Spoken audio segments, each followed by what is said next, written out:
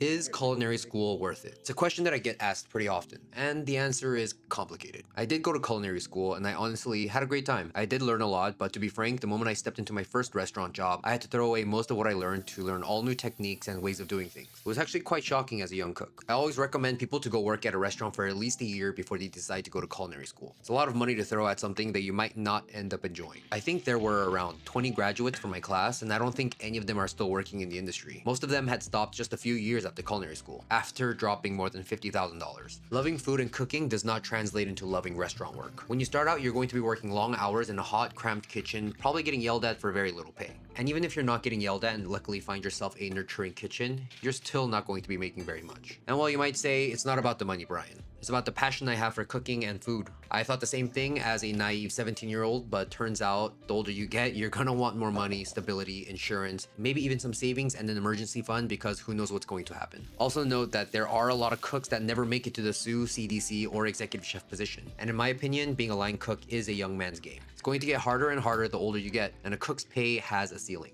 Get used to giving up all weekends, your nights, holidays, and events with your friends and family. Now, don't get me wrong. Coming up in this industry as a young cook was a blast. I enjoyed most of it. There's a reason why I've been cooking for 17 years now. I met and worked alongside so many amazing people, chefs that I respect, but this field also demands a lot of sacrifice. Burns and cuts are a given. My shoulders are always aching. My back is always in pain. My feet are always sore. I have sciatica, plantar fasciitis, wrist pain, and it's probably not going to get any better. It takes a toll on your body. That being said, I don't regret this path. I still love cooking, but I wouldn't recommend this industry to most people. Almost every chef I know has burned out at one or a few points in their career. It's extremely common, even the most talented ones. And I know even more cooks and chefs looking for an out once they reach their 30s and 40s.